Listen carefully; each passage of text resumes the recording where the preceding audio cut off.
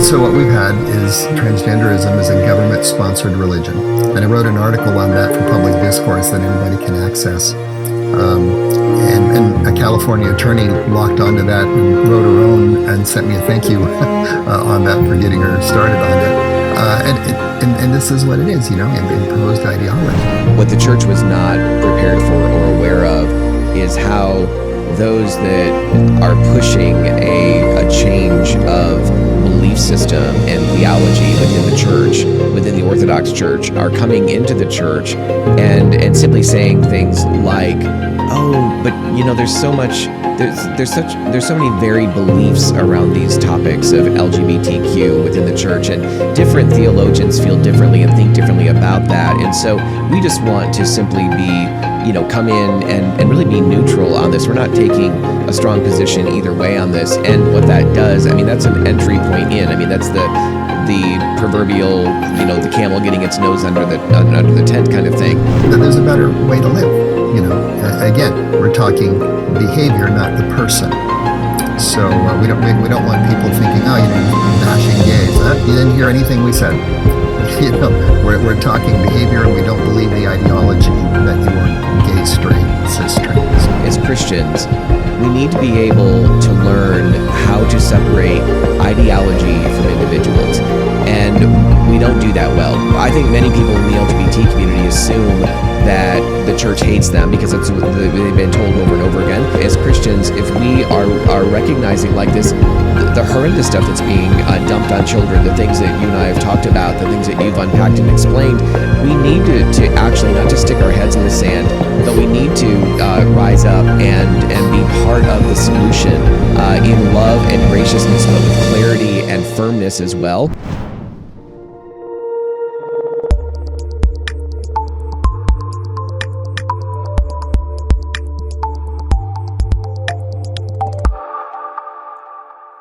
Well, hey, friends, thank you so much. Whether you're joining us from Transforming Congregations or through Love and Truth Network, those websites, we are so happy that you're here. We're happy that you have tuned in for another episode of the Love and Truth Network podcast.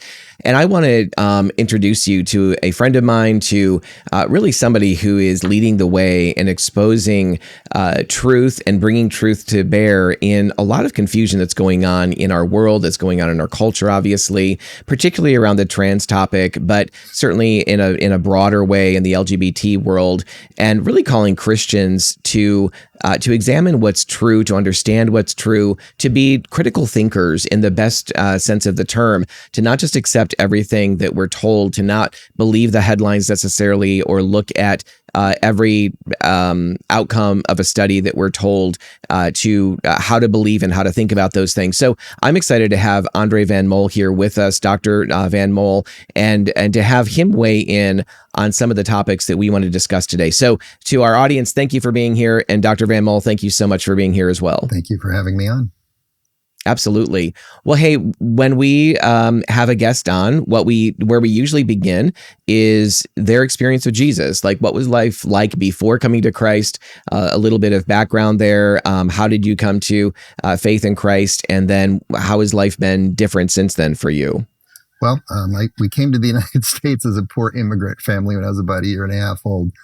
Okay. $300 in the car, and the only English speaker was my 11-year-old sister. And ended up here in Redding, California when I was about, two and a half. Strong Christian family. Our particular case, the family history is coming out of Belgium. My mom by way of Italy. We're kind of, nominal Catholics. The Assemblies of God came through town, and most everybody converted. And my father, when he wasn't a welder and mechanic, was a pastor, and that's what brought us to Montreal, where I was born. But boom, here we are in Redding, California. Grew up in a strong Christian family, had stuff, demonstrated to me. As we say about educating kids, more is caught than taught. So I could follow what my parents were doing, not just, what they were saying. I remember my first, conversion experience was at church when there was somebody from the Billy Graham Crusade, and I was 7 years old, and I was telling Dad, hey, I want to go up. Typical insecure church kid, you recommit your life to the Lord about 1,000 times, because every time you screw up, you figure oh no, I'm not a real one. Right. But when I was 14, I still remember it. I'm 63 now, but, this was 1979, 1974, December 29. And I don't even remember what the sermon was about. I just remember the Lord and I were having this encounter, this exchange. And it's like, hey, my childhood faith has become kind of childish and I need to make a decision. So what's it going to be? So, recommitted my life to the Lord and boom, just felt that the joy and all the good stuff scriptures, talks about. And that really set me off. From that point, I view that as my mature conversion. I guess probably it's not theologically safe to say, well, there was nothing wrong with your 7-year-old conversion. And the Lord listens to kids too. Right. You don't get a junior Holy Spirit when you're a kid, you get the real deal. Excuse me. But there it was. And as a teenager, there was a real fire in my gut for apologetics and what I later, know was called bioethics, culture of life kind of stuff. Yes. And that just built with time. And I was kind of known for, standing up, for the faith and bioethics in high school, college, med school, et cetera, right on through. But of course, as, the years go by, you get exposed to more and better information, or for that matter, more and worse, that there's something wrong with this. And so started kind of studying individual, things in bioethics, of course, rights of conscience, assisted suicide, abortion, and, why those are actually not good things and how to come against them. But more broadly, the sexual dynamic. Initially, studying material on, same-sex attraction. I thought the trans thing of everything in bioethics, this is surely something I can skip. Everyone's going to get this. They're going to see through it. And fall of 2017, I was sitting exactly where I am now talking to you. And it was this situation where you kind of feel almost like a hand on your left shoulder, nothing physical, but I thought God just kind of spoke to me saying, you're wrong, make a lecture. And that's meaningful for me because that's how I condense my thoughts, is around lectures, and I build out from them once I have them. And then within months, I was in Sacramento working with teams testifying against these kind of bills, speaking to legislators, trying to lobby, with their staff, and whatnot. And that would lead to other things and being on some national task forces and stuff like that. I co-chair the the Council on Adolescent Sexuality, the Council on Adolescent Sexuality for the American College of Pediatricians. I co-chair the task force on gender and sexual identity for the Christian Medical and Dental Association. And I'm really involved with Alliance Defending Freedom and their efforts. So our team there will be like helping them with amicus briefs that are submitted to circuit court and Supreme Court, to explain a position or to counter, other evidence and stuff. And, getting to, testify in legislatures or parliaments, in different countries. I mean, there's a limited amount of travel I can do. I mean, I'm a family doctor full time. I mean, that's how I make the bread that goes on the table, Okay. Yeah. So everything else is coming out of my side time. And I also don't want to, impose on my marriage time or my family time either. Still have, a bunch of kids in the house. So I'm kind of selective about stuff. And if I can backtrack, it's like, well, that still didn't explain maybe so much of how the sexual ethic got into it. Well, as a teenager, where I went to church, again, way up here in northernmost California, we were introduced to this missionary to the gay community in San Francisco. And even in the late 70s, they were seeing 36 people a week come to the Lord. And of course, then, the answer was, okay, welcome to the family of God, get out of this town. 1 and 2. There's more stuff available for people now, resources and things like that. So the answer isn't necessarily, you're an alcoholic working in a whiskey factory, get a new job. It was more, get in with the family of God, work from the inside out, work from the Lord. There's all these resources. There's things you can do. You're not maybe it's not fair to ever say it was white knuckling it. I think that's probably grossly unfair. There's people are better informed now. People can help more than platitudes. Right. So. Yep. Yeah. Well, there's definitely a season of my life where, where I was kind of white knuckling it for a while in terms of a variety of areas that were addictive or compulsive. And I do think that for many of us, that's kind of a process or a stage that we do need to go through. I mean, essentially where we're saying no to something and yet not fully aware in many ways by a long shot on how to activate holiness, or how to walk with God in a way, how to break free of not just from the behavior, which we can make a choice about, obviously, but those deeper drivers that tend to wear us down over time if we're not finding answers or solutions to those things. So I think that part of what as I'm listening to you, part of what I hear you saying is that, there's so much more that we know now and also the reality that we are approaching this, I think now, and have been for the last, I don't know, maybe a couple of decades, certainly the last decade for sure, from more of a holistic perspective, that it's definitely a spiritual issue, to be sure, but it's we're spirit, soul, and body, that it is so much more than simply a spiritual issue. Right. And so we have to it's helpful to understand underlying causes and some of the root issues that developed, so that we can invite Christ into some of those places, so that we can have our understanding changed, and to reframe perspectives that we have that have felt like, bedrock realities, when in fact, no, those things really are not rooted. They're rooted more in trauma or brokenness or those kinds of things. So when I hear you sharing what you just did, that's what I think of, is that we've really grown, I think, in the capacity to do that. In some cases, I think there's what I'd say is we tend to overshoot something.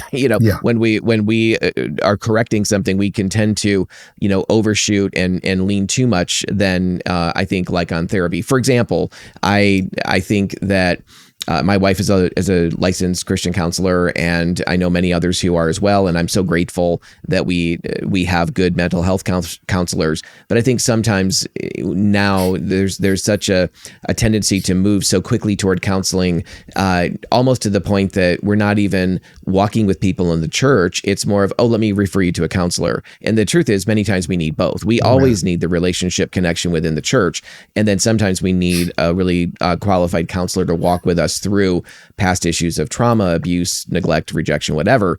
But sometimes I think we in the church tend to simply refer, rather than, oh no, we're going to we want to walk with you in this place, even as you're working these things out in the counseling office. Does that make sense? Some things that come to mind is, look at the ancients, the book of Ecclesiastes, there's nothing new under the sun. Right. Look at the New Testament answer to that. No temptation is overtaking you but that which is common to people. And with it, the Lord provides a way to escape. The problem we have right now is, of course, temptation is being canonized, as one author said. It's like, no, it's not that big. Oh, yeah, it is. It's who I am. No, it's just how you are, Right. But if you're going to canonize it, but it's going to be kind of hard to deal with, give your temptation this sacred place in your life. And it's like, I don't see why your temptation's any holier than mine. Yes. Yeah, exactly. Well, I think also, as you say that, and you mentioned the word canonize, that really brings up, for me, I've had more of an epiphany through others that have shared this, and have really come to a place of believing that much within the LGBT, framework, ideology is not just a, it's being posed as simply, this is who you are, this is your identity, this is immutable, these are immutable characteristics like eye color, skin color, whatever else that would be true of us bodily. But what I've come to realize is there's so much behind this that is really it's a religious framework. I mean, it is a new religion, and it definitely competes with the truths of Scripture, and competes with Christ and how He revealed Himself to us, and honestly, in what many ways it competes directly against Christ's call that if you're going to be my disciple, you need to deny yourself, take up your cross, and follow me. I mean, that is anathema to the ideology of LGBTQ, and of course the ideology of self, basically within the heterosexual population too, right? So there is something of a strong religious component. And when you mention the word canonize, that's what comes to my mind. Yeah, and it's a dodge. Ultimately, it's like, no, there is no issue. And of course, think of the subject of the language is weaponized, right? Yeah. And if there's anything that side's good at in the entire secular progressive thing is weaponizing language. So when we come on the playing field and we're using their terms, we're already painted into a corner and on very thin ice. Right. So kind of the intro I give is, these are category errors, gay, straight, cis, trans, category errors in weaponized terms. For all of human history, sexuality was a verb, not a noun. It's something you did, not who you were. Behavior, but it's not identity. Then in the 1800s in Europe, this homosexual, heterosexual thing was invented, purely ideological, by the way. And then in the mid-20th century, the gay, straight, changing of the language, equally ideological, but it has its due effect. It gets people thinking a certain way, Yes. And it's not it, So what's our answer to that would be, if your ideology, says you're gay or straight or whatever, what I'm going with says, no, you're a man or a woman created in the image of God, of tremendous value. That is the exclusive source of such things as universal human rights, universal human equality. And we have that little factoid, from Jürgen Habermas, Europe's preeminent philosopher who's an atheist, Luc Ferré, his French equivalent, and, right on down the line, these high scholars that understand the Judeo-Christian faith's contribution to the Western world. So when people come against us and say, well, you're against gay rights, you're against human rights, it's like, you can't have that. You didn't earn that. Human rights come from the Judeo-Christian framework. So a less Christian America is not going to be a less religious one, but you sure won't like the faith that takes its place once you've taken all this foundational stuff out of the way, Mm-hmm. Excuse me as absolutely. I preach. But. No, that's great. It reminds me also of a conversation I was recently involved in another country, from people in another country, talking about how there was this, what the church was not prepared for or aware of is how those that are pushing a change of belief system and theology within the church, within the Orthodox Church, are coming into the church and simply saying things like, oh, but there's so much, there's so many varied beliefs around these topics of LGBTQ within the church, and different theologians feel differently and think differently about that. And so we just want to simply be, come in and really be neutral on this. We're not taking a strong position either way on this. And what that does, I hadn't really thought about it before this conversation, but what that does, that's an entry point in. That's the proverbial, the camel getting its nose under the tent kind of thing, is that now there's this in our desire to be merciful and kind and just invite others to the table. We're really inviting very, very divergent from Scripture views on sexuality for sure, and we're doing it because it's like, oh well, you're not pushing the idea yet. You're not pushing the idea of we need to adopt pro-gay theology, but you are being more nuanced and neutral about that. Honestly, I get so sick of the word nuance these days. Right. I just hear so many Christian leaders using that word, and and I understand that it can be a good word and can be used well, but it's overused. And what I'm finding more and more is that leaders are using that as a way of kind of abdicating clarity of truth, clarity in general. It's another dodge. It is another dodge in many ways. And I'm not saying that the word can't be used appropriately, but it tends to be a dodge from having to say the difficult things, the hard things, but the things that actually produce life. That's what we're for, right? We actually desire transformation by the power of the Holy Spirit, not simply a tweak on our flesh, and then call that's really a false gospel, because there's no life change that's happened there. We simply are speaking, we're using, like you're saying, we're using, even the word gospel means very different things to different people these days. We can't assume that when someone uses the word gospel, they're talking about this surrender of ourselves and this death to self to embrace the life that Jesus died to give us. Instead, it can mean, something that's not at all biblical gospel. So it's important that we, I think, step back and look at language, even the word love. I mean, talk about being, twisted out of proportion. When you look at what 1 Corinthians 13 verse 6 says, is that we know that whole chapter is being, the love chapter essentially. And it is such an important piece of scripture. But verse 6 says, love does not rejoice in unrighteousness, but rejoices with the truth. And if you were to use that as a benchmark or a barometer for where we're at in the Christian church, in many cases, we are way off base of that. We are actually moving so much closer to where culture is at, rather than standing firm on the scriptures and acting out of genuine love and inviting people out of darkness into the light of the truth as my of wife salvation. likes to say, what's loving about telling someone they cannot change? Or, Professor Robert Gagnon there at Houston Christian University, he points out, as you were, that genuine love has a corrective function. And I would add, without that corrective function, it's just enablement and codependency. So, it's just loving to so-and-so. It's like, that's actually not love at all. You're throwing someone under the bus. And, as you were mentioning before, we can't, you don't want to overemphasize it. You don't skip it either. It's one sin among many.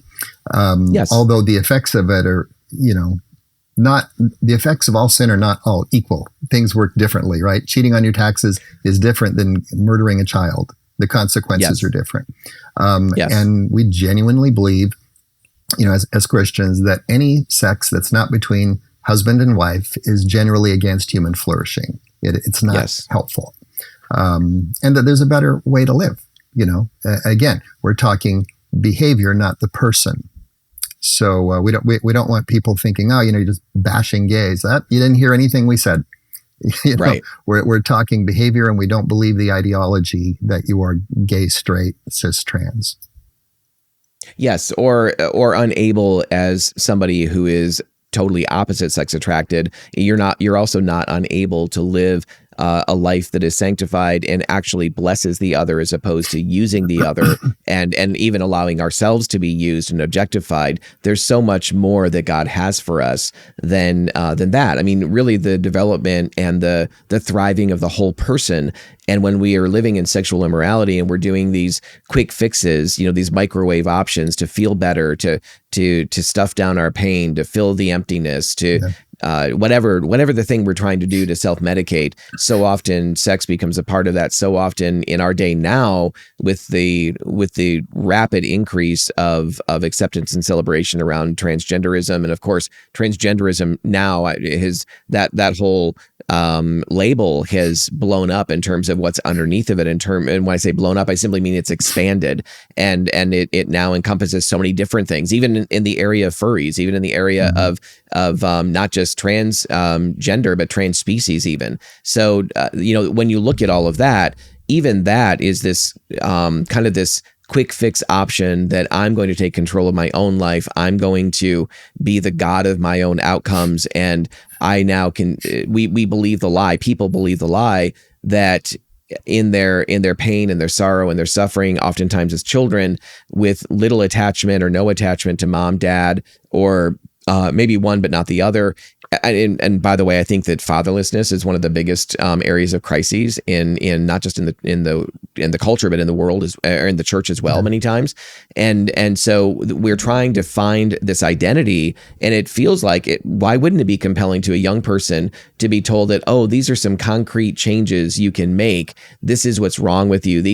And you can take steps now to correct all this and solve the pain and the problems in your life. And instead of being told something that is actually good and will promote thriving, will promote genuine life and joy. Instead of that, it's just this downward spiral that's going to lead further and further into sorrow, depression, all kinds of disturbances. And yet we're not recognizing as adults what's happening to the children around us. I mean, I see it in people's lives. I see it in the moms and dads I talk to. I see it in the various people who, the people who have embraced this ideology. And you watch from the beginning of when they started to embrace this, and the more that they delve into it, the further they go down that rabbit hole, right, the more depressed, the more anxious, the more disturbed they get. And yet there's a lack of recognizing that, and this belief that I just have to dial it in deeper. I have to really commit more to this and go to the next,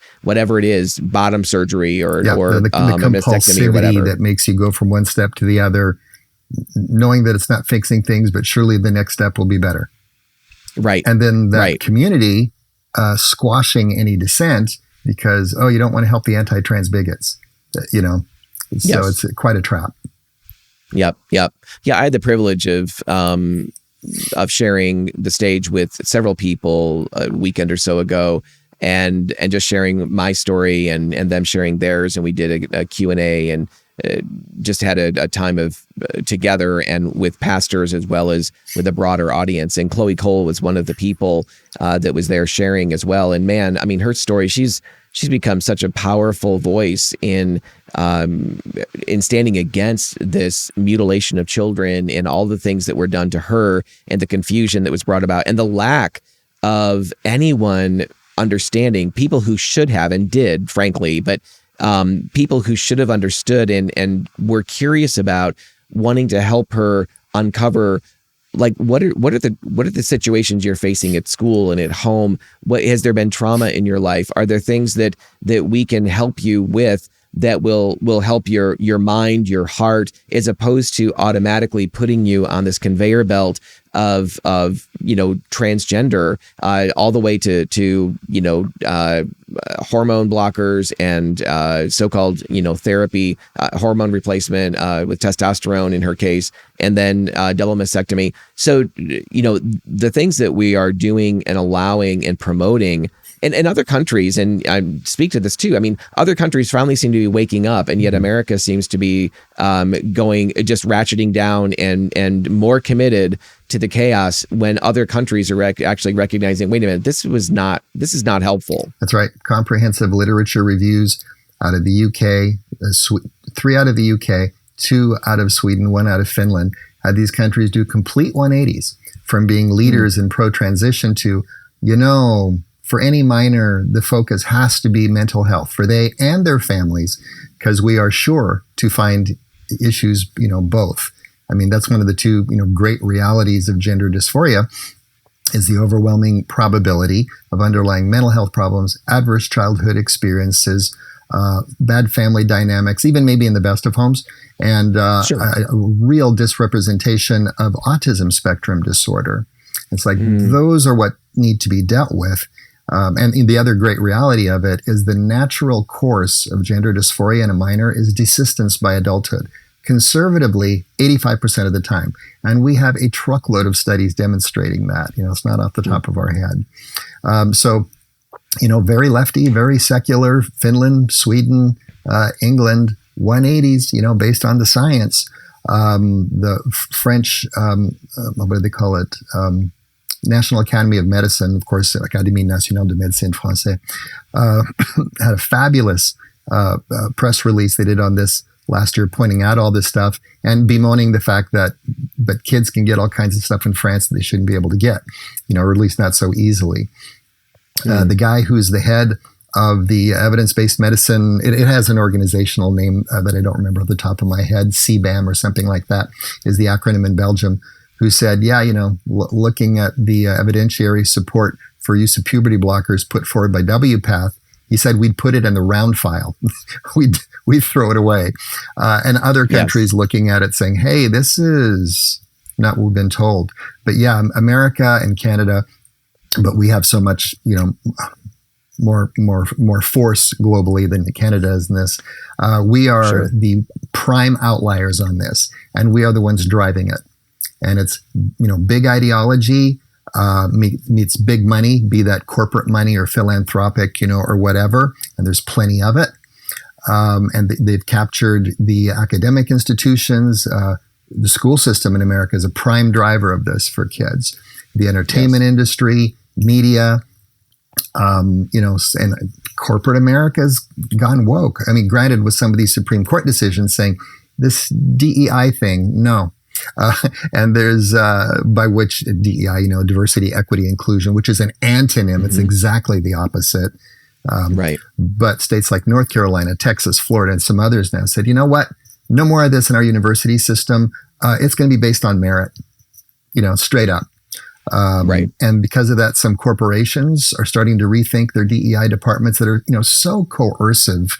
I've been asked in testimony, get specific, more recently in the state of Kentucky, where I testified by Zoom in two different legislative sessions for a bill that was ultimately passed, though downgraded a bit. How come? I said the same thing, by the way, in person to an Ohio legislative committee. The reason you don't have more doctors and psychologists here testifying is the very real and true concern that they can be losing their jobs, their career, their personal safety, and potentially that of their families. And the state senator in Kentucky who sponsored the bill pointed out the second go around that she couldn't get a single Kentucky MD to testify against it for exactly that reason. She was told that over and over and over again, I'm not going to lose my job over this. So that's a very high level of coercion and manipulation going on for a group that, claims there's, forgive me, but, that they're so persecuted. Right. And this whole everything, you're a victim or you're an oppressor, critical race theory, which is, neo-Marxism and in new clothing, it's wrong. That's not how the world divides. And particularly for Christians, the problem's not power structures, or at least, nowhere near the degree it's being talked about. The problem is sin. And that we're equal partakers. That's the great equalizer that way. So of course, talking about sin is going to be misunderstood if you bring that up, in a legislature, and, we're talking about other legalities here. And, I use exclusively scientific presentation when I'm doing this. And then what the other side does is comes at us with way cheap theology, or, like some gay publications in Florida that came after me. It's like, religion masquerading as science. It's like everything we presented was science. Everything was from the literature. You guys are the ones, throwing all these red herrings, at us and stuff. But it's part of the game. So I guess we expect it when we're out in the public field. Absolutely. It's true. And Dr. Van Mol, you mentioned earlier, but I'd like you to talk about this a little bit more, or just to say it again, because I don't want this to be missed in the podcast. You mentioned the 85% number as a range or a low number, maybe even higher by some of the studies. But that I want people to really understand that children, I'll say it this way, you can correct and clarify, but basically children who are left to children who deal with some level of gender dysphoria or discomfort in their own bodies, which, by the way, can anybody think back to when they were going through puberty and not feeling uncomfortable in our bodies? Yeah. But children that are starting to feel that way, dealing with some actual gender dysphoria, if they're left to themselves, if they're not put on the bandwagon of the transgenderism and moving in that direction, they 85% of the time or higher will come to correlate with their biology. Is that correct? Yeah, the broadest swath, if you're looking for the extremes of the literature, it says no less than 60%. And in guys, it's up to 98%. Okay. But the 85% number, that's repeated a lot as a pooling. Yeah, if they're just left alone, they will get comfortable with their own body by the time, they are adults, unless it is affirmed. And that is why so much as social affirmation is destructive. And in the UK, this has been put into print.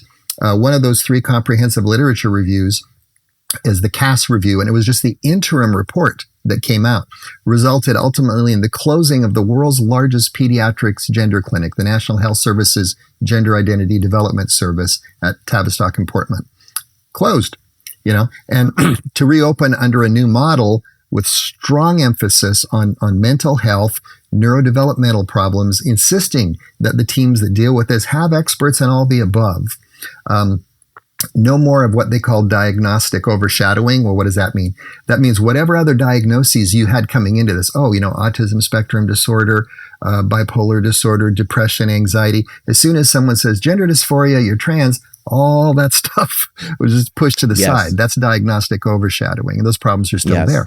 And one of the things they noted in their write-up for the new model is, the strong pronouncement that social affirmation is not a benign intervention. It achieves something, and you better think about this. And a lot of other good things that have, come in that. So, the same thing, some of the best studies on this, again, there's decades of literature showing these underlying mental health problems, ACEs, as we call them, adverse childhood experiences, family issues, autism spectrum disorder, shows that they predate the appearance of gender dysphoria. It's not the other way around because of minority stress theory and, because of being stigmatized. The problems were there first. And in the case of rapid onset gender dysphoria, that's where it shows up in the teens and tweens with no antecedent. There was no sign of this before. And I know the other side hates hearing rapid onset gender dysphoria, but it's a reality, and it's by other names. It's been recognized in the literature long before Lisa Littman gave it a name in 2018 or so. That in that particular case, look how often it happens, like when there's divorces happening, a really nasty family dynamics or some family tragedy, and the kid locks onto this false answer. And that, by the way, is what makes kids on autism spectrum disorder, Asperger's right on down, what makes them so vulnerable to this and why they're so overrepresented is, ASD kids or adults have a hard time with abstractions. They lock onto the concrete. And so what happens with coaching from the web, it can happen with coaching from your friend group, but ASD kids tend not to have so many friends. But they get convinced by the wrong part of the web. Now I know why I'm so different from all my friends. It's because I'm trans. It's exactly the wrong answer. But once they've locked onto it, it kind of has, sticking power to it. Yes. Yeah, very much so. The other thing, when you mentioned Tavistock, so that closed down. And what that reminds me of, though, is you probably have the dates in terms of the years. I forget which year it was that we had only one hospital or one so-called treatment center. 2007, Boston Children's. Okay. Amazing. 2007, we went from one to now we have over 200, I think, across the country. You can't count them now because the Planned Parenthood clinics have also become dispensing centers for hormones. So it's not just like, the university centers, there's, over 100 of them. You have to count all the Planned Parenthood clinics. Well, and you also mentioned the idea, and this is very important, I think, as well, and I think a lot of times as Christians we miss this, that social affirmation is not a benign thing, right? And so one of the things I've been sharing when I'm teaching and preaching and, traveling and doing conferences and such is that, we often, there's three primary stages of transition. There's the social transition, there's the chemical hormonal transition, and there's the surgical transition. And maybe you might have another way of nuancing that, or there's that word again, or clarifying that.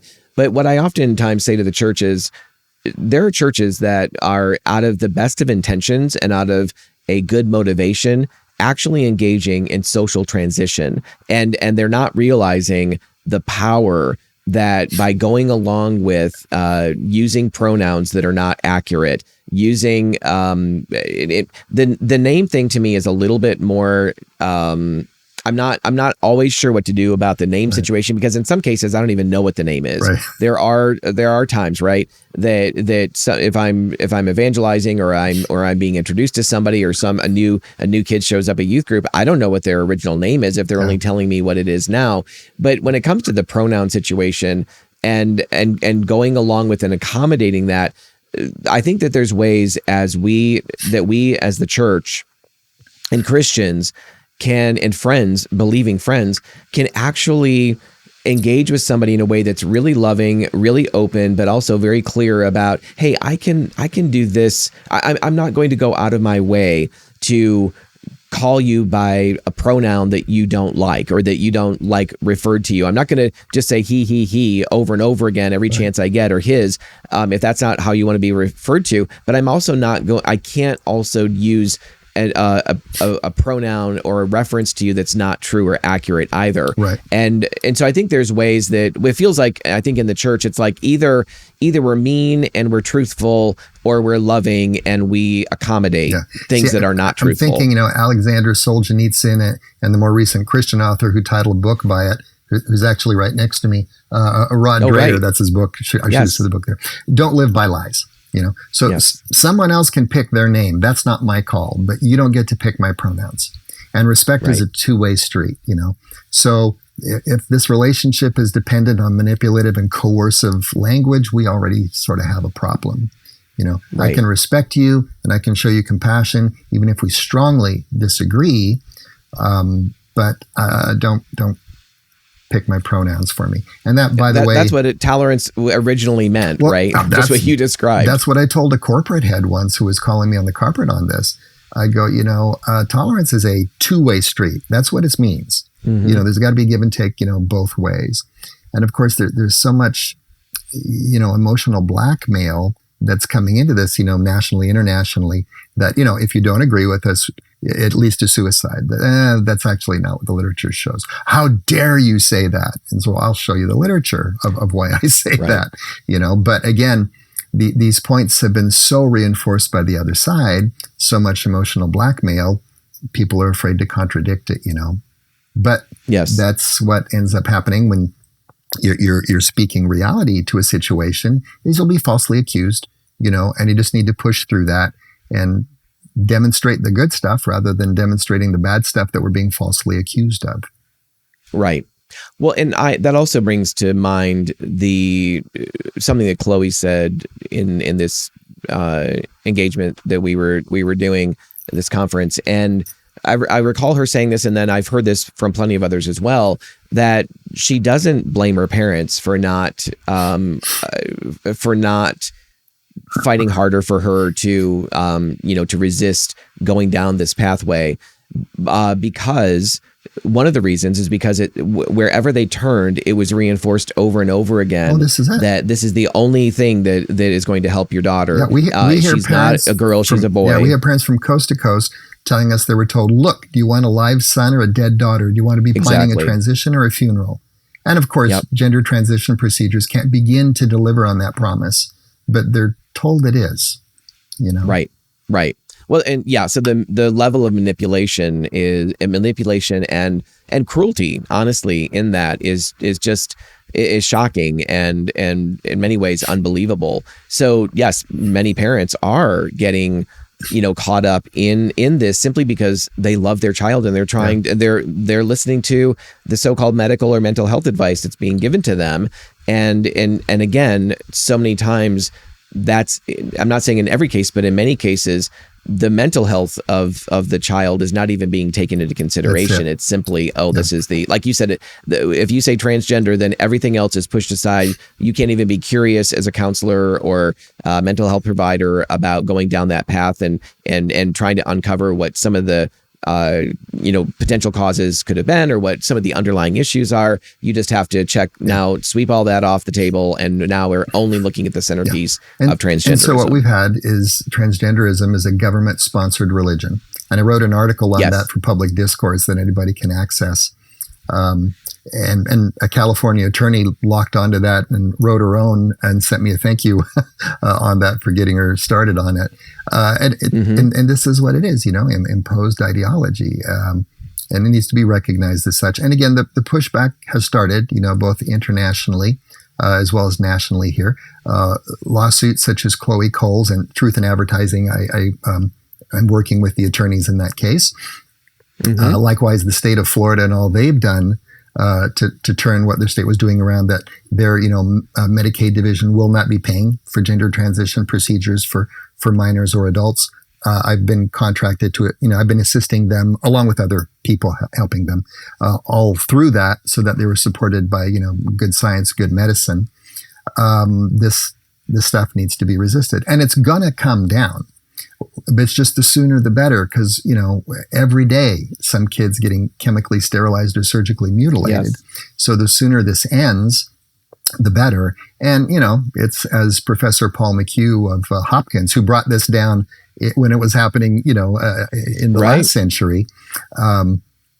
He said this is going to come down when the kids and the families that have come through this come out on the other end, when they turn around and they don't just sue the doctors and the hospitals, but the pharmaceutical firms and the insurance companies. That's when this is going to stop. And that's what's starting to happen now. I'm very pleased to say, it's the early stages of it, but there's, malpractice cases across the board. And the thing with the Chloe Cole case, since it's the Kaiser hospital chain, well, that's an HMO.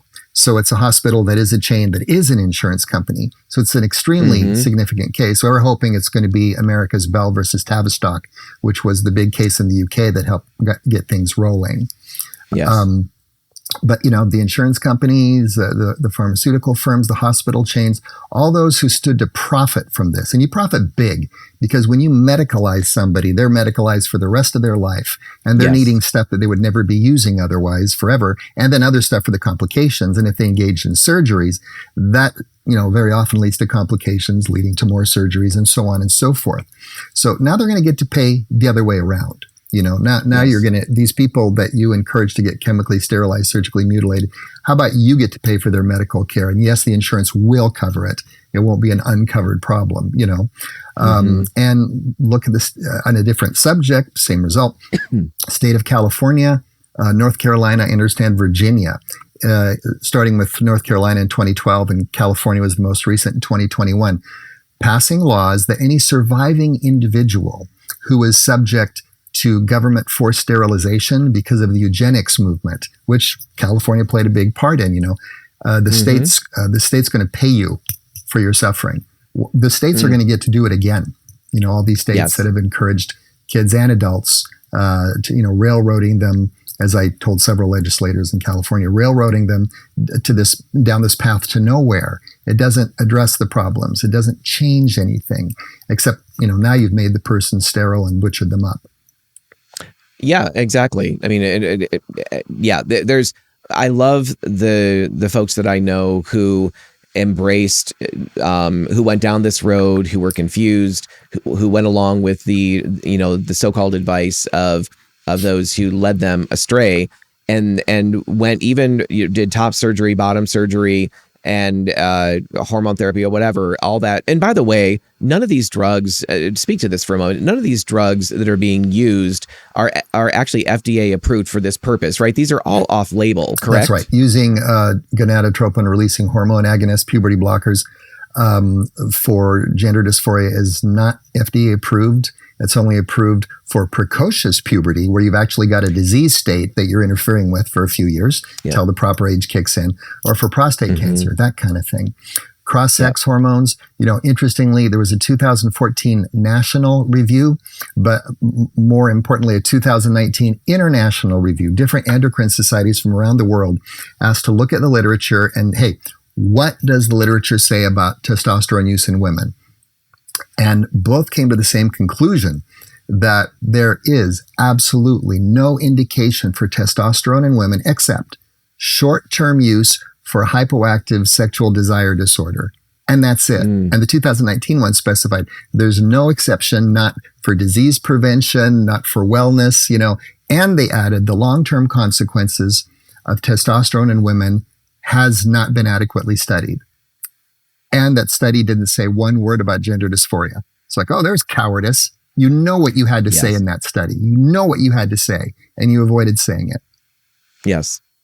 Yeah, absolutely. Well, I wanted to talk a little bit with you about the way that studies and samples and, all the data that goes into outcomes and the analysis can be so flawed and so twisted. I mean, we hence the adage that you can really use the numbers for anything. Yeah. But I'd love for you to speak to that a little bit. But before we get to that, I'm also reminded of a law that just recently passed in California that Governor Newsom signed into law, a bill 665, I believe it is. I think they got it off by a digit. But Bill 665 has to do with children, I believe, correct me if I'm wrong, possibly being able to be taken away from their parents who don't affirm gender dysphoria, which also opens up then, and maybe I'm conflating two different bills, but also opens up that California essentially is a sanctuary state for underage kids to come to. If they can get away from their parents, they can come and essentially be emancipated if they identify as trans and they want to go down this pathway toward pursuing intervention. Can you speak to those issues a little bit as far as California? Bills on trans items and whatever in California that have been passed over the last, several years. And it is hard to keep them straight. And there's different ones that keep building on the other. But yeah, California is a sanctuary state for abortion and for transing. Some have called the transing part of that the child kidnapping bill because of how it would affect, for example, custody cases in other states or whatnot, where you have competing parents and all the kid has to do is arrive here. And now suddenly he's competent to make, or she is competent to make decisions they can't make. Kids don't have the intellectual wherewithal to make informed consent decisions on this kind of thing. They can't get a tattoo, without parental permission, but they can, have this happen. There's other stuff, that wasn't signed into law, but, some of these kind of things were. I think they're not going to hold up well in court. Several other things have actually been struck down in court on some different components of things. But yeah, California just keeps shoveling this stuff out, faster than people can react to it. Yeah. Yep. Well, speak to the some of the studies that have been done that, for example, I think of a study that was done that is indicating that people who experience counseling and so-called conversion therapy, talk therapy, are more apt to commit suicide after that. And again, correct the language that I'm using if it's off or wrong.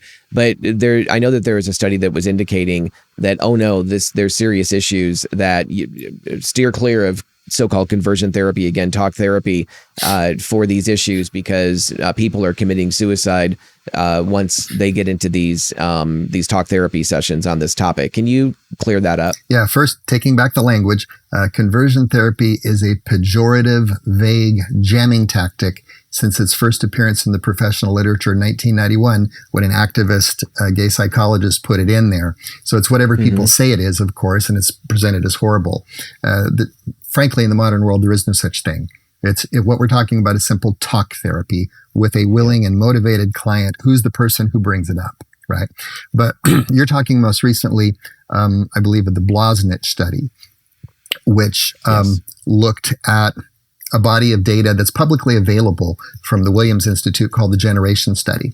And it said, we all know that, gay identified people have much more adverse childhood experiences and traumas. And it's like, I'm glad to see you admit that because half the time we bring it up and you call us bigots. But they went on to say, and one of those is conversion therapy, which increases the chance of suicide. Well, psychologist colleague of mine roped me and a couple of other people into looking at this. I was actually the only non-scholar amongst them. The other three were all professors, right? And said, look at the mistakes this guy made, So submitted a letter to the editor that, he got published. I was one of the co-signatures.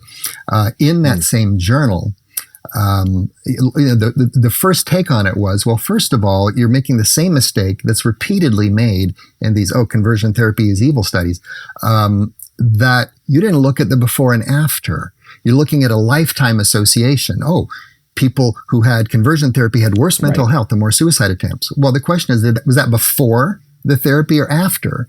I mean, looking at something else the same way, you could say, coronary artery bypass grafting's got to be banned because more people who have that have heart conditions. And, whoa, yeah, that's why they had it.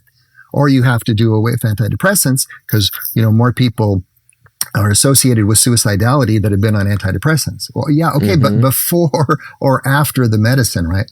So Professor Paul Sullins got the raw data. Again, it's publicly available, the generation study. And looking at it, he found it had always had the data in there of before and after. Nobody that's written a study on it had ever looked on it before him, and found twofold. The people with worse mental health were the more likely ones to go for sexual orientation change efforts. Obviously, you're worse off, you're more likely to look for help, right? And then experienced an extraordinary drop in suicidality. And some of the indicators of suicidality, because it comes in different forms, thoughts, intentions, whatnot, or actual actions, it went down 17 to 25 times. Exactly the opposite of what Blazhnich Times, claims. not percent. Yeah. Yes. And of course, Blazhnich and the team didn't like any of this being heard and published. And of course, poof, one letter to the editors saying, this should be retracted because it's bad. It's like, well, there's science on high. Right. You didn't like what was said, so you're trying to cancel it. But yeah, that's one example of what you were talking about. And we have several studies out just in the past 2 to 3 years, actually showing people going through therapy. And this is longitudinal. They're following around. It's not the usual retrospective stuff. Yes. Showing that they generally were helped. And even for those for whom, and this was another study Sullins did, even for those for whom therapy was a complete failure, they had an improving of mental health.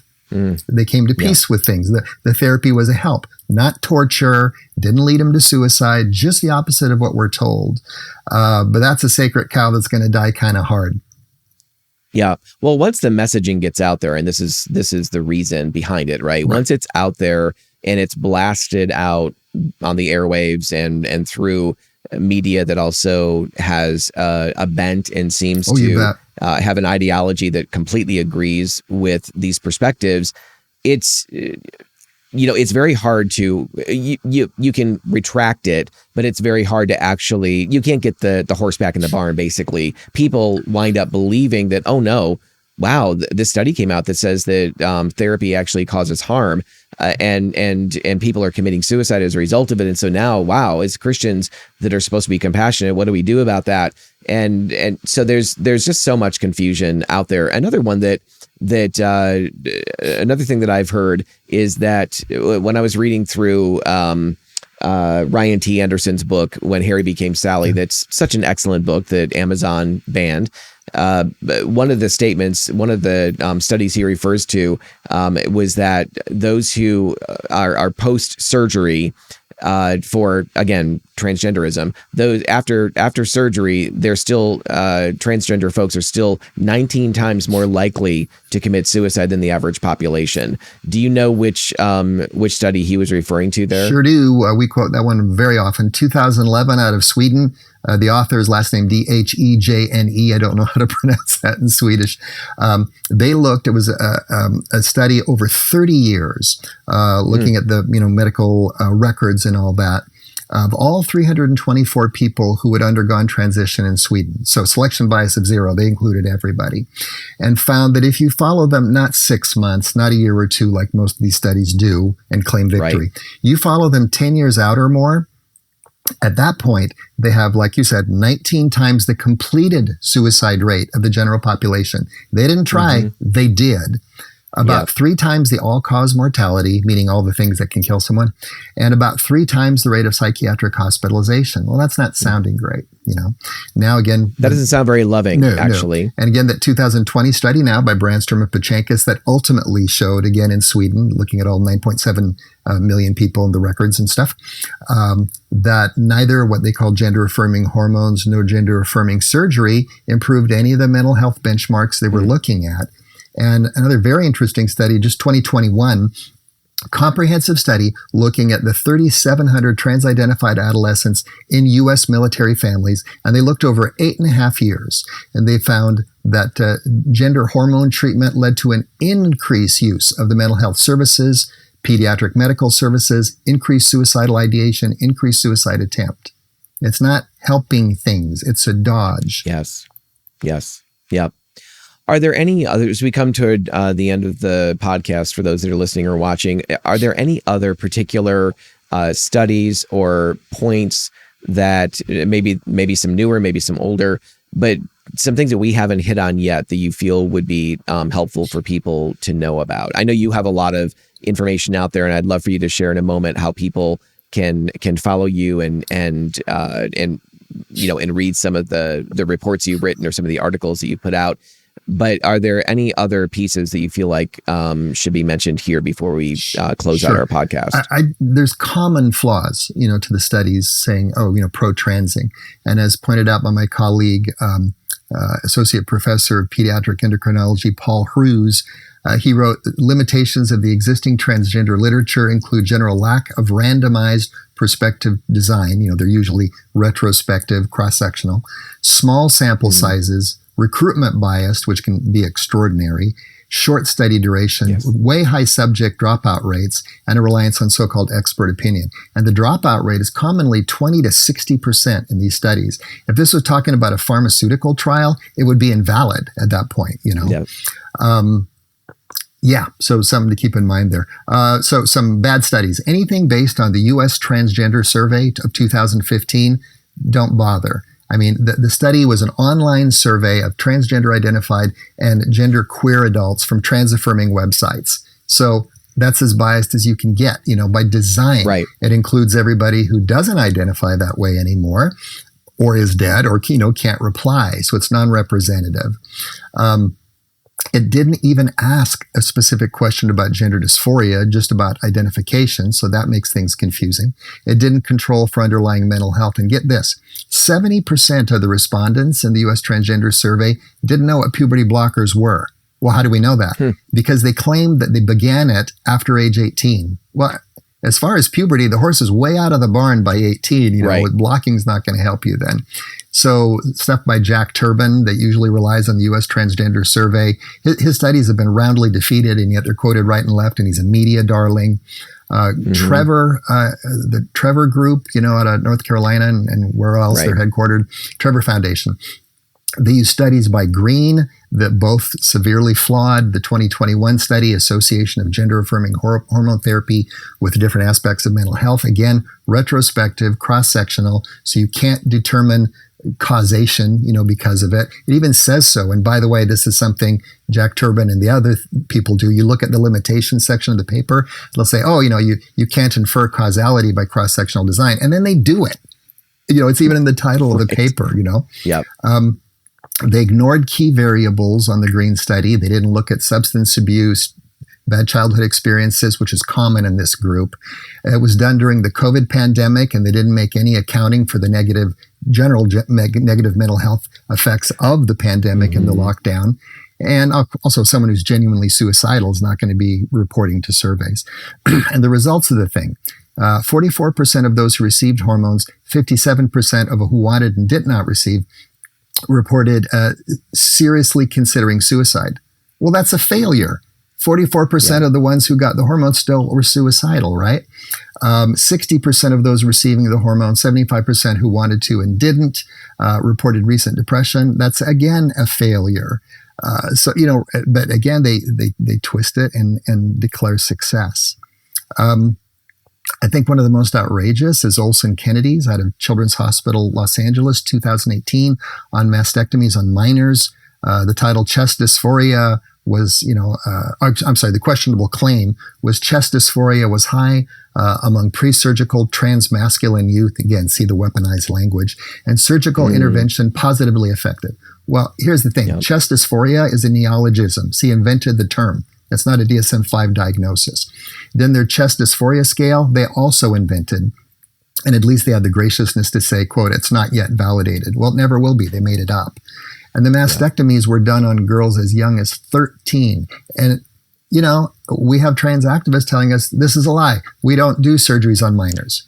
Okay. Really? It's in the published literature and they're bragging about it. So, bad news on this stuff. Again, I'm pleased to be working with organizations fighting this, be it law firms, legislators, groups like CMDA, ACPEDS, Alliance Defending Freedom, and there's others out there. And again, it's a team effort. We have going small team. There's really few people with MD after their names that are willing to speak up on this, but Right. good things happening. So anybody you're mentioning, stuff that I write, Christian Medical and Dental Association, cmda.org, and just put my name in the search engine and it'll lead you to my blogs there. The Public Discourse, Ryan Anderson is the editor for them, and I've written several things from them that are still up too. That's an easy way to do it. Mm-hmm. That's great. Well, and to wrap up, I feel like something I say quite a bit when I'm speaking and teaching at churches is that we need to, as Christians, we need to be able to learn how to separate ideology from individuals. And we don't do that well. No. We tend to lump people who are hurting and broken and may come across as, I think many people in the LGBT community assume that the church hates them because they've been told over and over again. Some have had experiences of that. There are some churches that have been very hateful or very unkind to some, and so either they've experienced some of that personally from a bad experiences of those who supposedly represent Christ and frankly don't. Or they know of others who have. And so there's this generalized sense that Christians hate them. And so when we're, as Christians, as the church, when we are talking with those from that community, those who identify as LGBTQ, there can be a real brashness. There can be a lot of anger kind of coming at us. And I think a lot of that, we're not recognizing that a lot of that is a defense of what they're expecting to be coming at them. Okay. And also as Christians, if we are recognizing like this, the horrendous stuff that's being dumped on children, the things that you and I have talked about, the things that you've unpacked and explained, we need to actually not just stick our heads in the sand, but we need to rise up and be part of the solution in love and graciousness, but with clarity and firmness as well.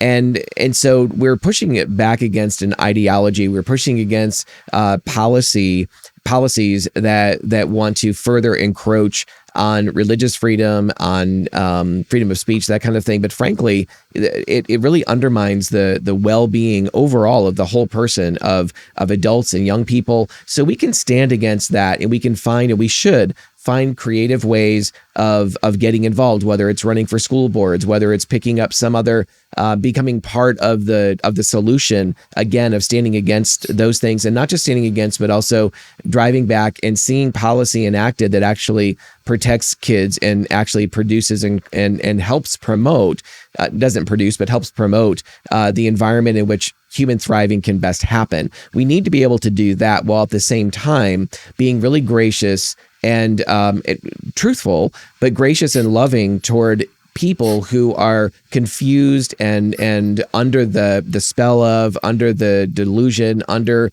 the siren song of culture that's so off base. Yeah. And so many times we lump all of that together. We don't love people very well, or we don't stand up against an ideology because we're so quote unquote compassionate and merciful that we're not doing, I think our jobs as men and women of loving in the best way possible. Yeah. The true biblical love is to desire the best for someone. And that best, I'm so grateful that when I look back, and I wanted my parents to move in my direction when I was, when I brought a couple of boyfriends around and, at different times, and I so wanted them to begin to maybe not affirm, I didn't think that was going to happen, but at least soften their position. Yeah. They never treated me like badly when it came to this. They never threw me out of the house.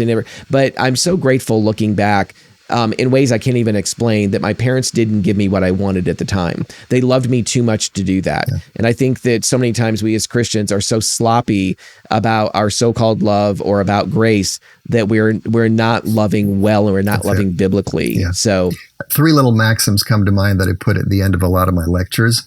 One from journalist Mark Stein: the future belongs to those who show up. It sounds silly, but man, it's spot on, for good or for bad. Second, from a church mate of mine, Havilah Cunnington: you win by outlasting the crowd. Doesn't matter how smart everybody was. It doesn't matter if you're all bloodied, battered, muddy. last person standing, last person standing. Yep. You know, you outlast the crowd. And third is from Pastor Ade Amuba, who I believe is knighted in the UK. And he said, to stand is to win.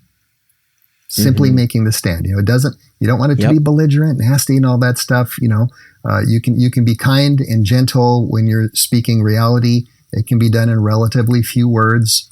You don't have to be an MD, a PhD to be doing this. And I think most of the people making the difference, you know, aren't. It's people making a stand, like, you know, teenager Chloe Cole. I mean, goodness sakes, like you were saying. Yes, absolutely. And those three maxims remind me of one that I read years ago out of a book, and it was simply stating that referring to moms and dads, family, and the church, basically, comparing that to the LGBT community. Essentially, what this said is the ones who loved best win.